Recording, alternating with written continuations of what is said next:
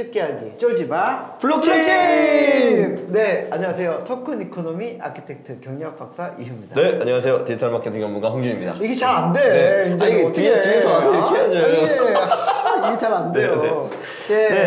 오늘 쫄불에서 또 재밌는 최근에 제가 본 기사 중에 매우 또 흥미있는 기사가 있어서 오늘 쫄불에서 간단히 한번 짚어드리고 나중에 불세에서 이거에 관련돼서 조금 본격적으로 더 본격적인 얘기를 한번 아주 심도 있게 해드릴 건데요. 자, 오늘 일단 거죠? 얘기는 요 일단 저희가 코인데스크 코리아 그래도 이쪽 뭐랄까 블록체인 업계에서 가장 그 명망 있는 혹은 신뢰도를 받고 있는 이 코인데스크에서 나온 기사고요.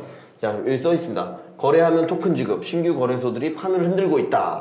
자, 이게 무슨 얘기냐? 오늘은 이 컨셉에 대해서 조금 말씀을 드리려고 하는데요.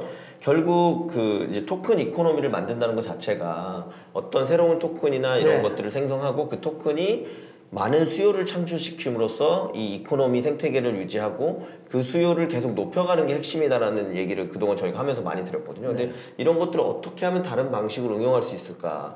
여러 분야에서 얘기들이 되고 있는 거죠. 근데 특히 거래소 분야는 뭐 아시겠지만 기본적으로 뭔가를 그 거래를 하게 되면 수수료가 생기기 때문에 이 거래소를 하는 업체는 돈을 벌 수 있는 구조가 돼 있어요. 그리고 돈을 너무너무 많이 벌죠. 너무 많이 벌죠. 그런데 이슈가 있지. 그래서 저희가 뭐 덱스, 섹스까지 얘기해서 했듯이 근데 이제 중앙화된 거래소냐 또 뭐 탈중앙화된 거래소냐 이 차이가 있긴 하지만 결론적으로는 처음에 시작해서 명성을 쌓은 거래소들이 거의 부가가치의 대부분을 가져가고 있습니다. 이게 왜냐면 네트워크 효과랑 똑같거든요.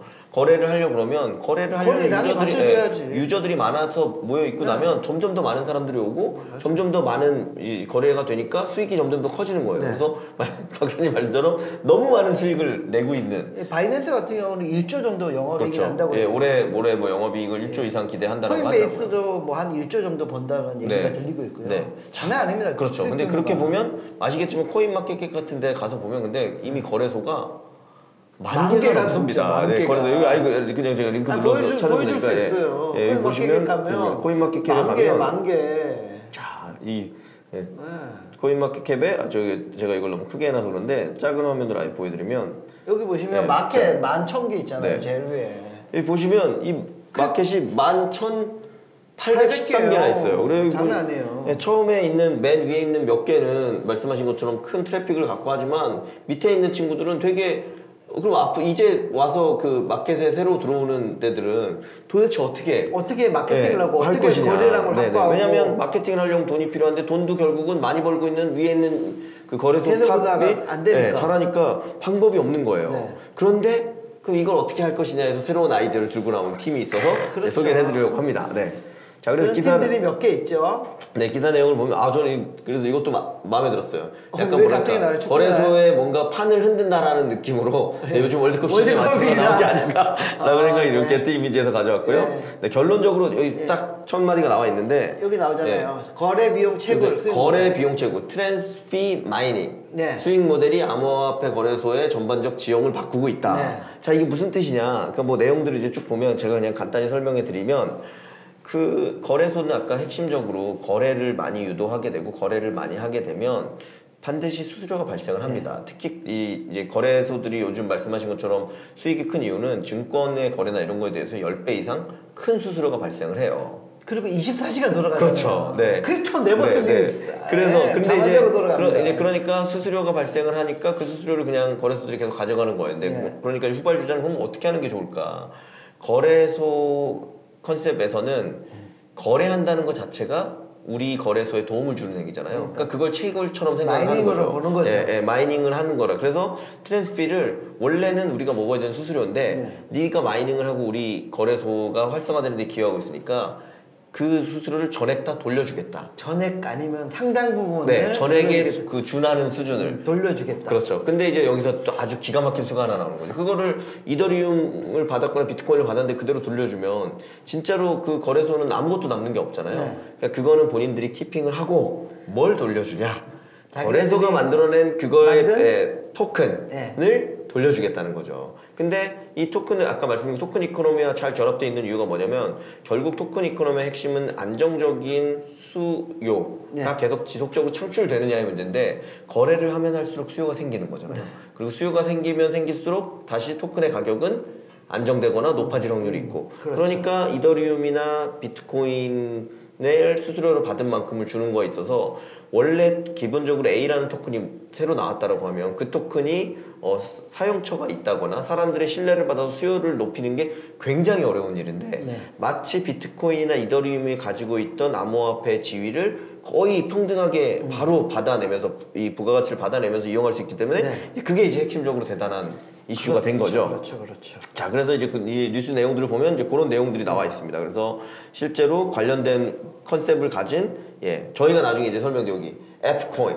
F코인이 나중에 다음 주에 자세히 그걸 바탕으로 설명을 드릴 거고요. 네. 요렇게 나와 있는 업체들 중에 요 코인데스크 밑에 크게 나와서 그런데 밑에 이제 보면 요렇게 거래를 하는 부분에 있어서 F코인뿐만 아니라 몇 개 코인 나왔어요. 코인베나라는 곳과 뭐 코인제트, 뭐 이런 비트제트 뭐 이런 데들이 나왔는데 비젯이라고 막. 자, 중요한 거는 이제 그렇게 해서 실제 그런 업체들이 얼마큼 잘 되고 있느냐가 궁금하잖아요. 그래서 실제 여기를 보시면 자 코인마켓캡 트래픽 보시면 코인마켓캡에 들어가서 코인베네를 제가 찍어봤습니다. 코인베네를 찍어봤더니 자 여기 숫자를 아예 좀 크게 해서 보여드리겠습니다.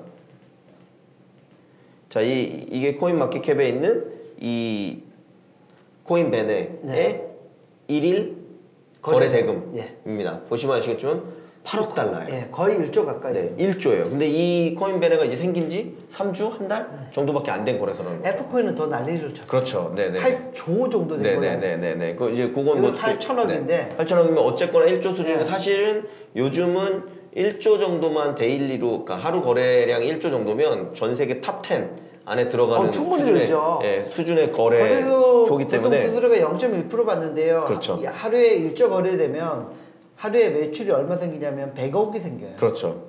네. 그렇게 앞뒤로 생각해보면 그럴 수 있는 거라서 여기 거의 1조가 되는 거고 자 그래서 그럼 뭐가 거래되느냐 이렇게 보면 비트코인, 이더리움 거래 요 부분에 있어서 하루에 100억이 아니라 10억이네. 아니죠. 0.1%가 아니라 0.1% 받는데.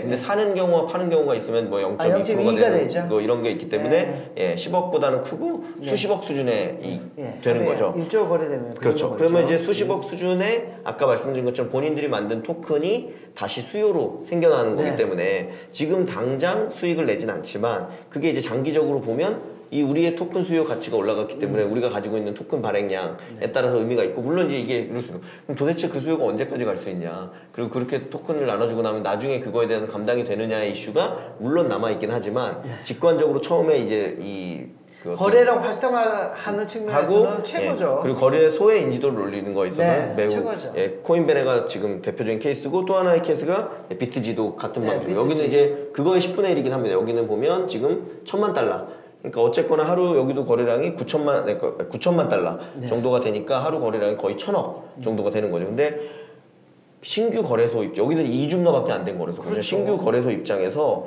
1000억의 거래가 된다라는 거는 거래를 만들기에는 상당히 힘든데 힘든 일인 거고 아까 말씀드린 것처럼 유저 입장에서 보면 거래를 하려는 유저 입장에서 보면 내가 저기 가서 거래를 하면 내가 거래하는 거래 수수료가 거의 없다. 이게 아시겠지만 증권에서도 늘 테마예요. 지금 10몇 년째 증권 거래하면 아시잖아요. 5년간 증권 거래 수수료 무료 이런 걸로 해서 유저를 유입하거든요. 그 유입하는 거를 토크나이즈 할 수 있는 이 토큰 이코노미의 장점이랑 잘 결합을 시킨 게 핵심이라고 볼 수 있을 것 같고요. 다만 이제 이렇게 우리가 이 거래량이나 이런 것들을 만들어냈는데 아까 얘기한 것처럼 미래적으로 볼 때 이게 장기적으로 지속 가능한 지속한 모델이냐에 대한 부분들의 이슈가 있는 것 같고 이제 이 거래소들이 뭐 그만큼 보안이라든지 여러 가지 것들이 원래 지난 2, 3년 동안 열심히 해오면서 거래량을 높여온 거래소에 비해서 뭐 될 수 있겠느냐 뭐 이런 부분들이 있지만 어쨌거나 거래소가 가지고 있는 유저들이 가지고 있는 가장 본질적인 부분을 잘 건드린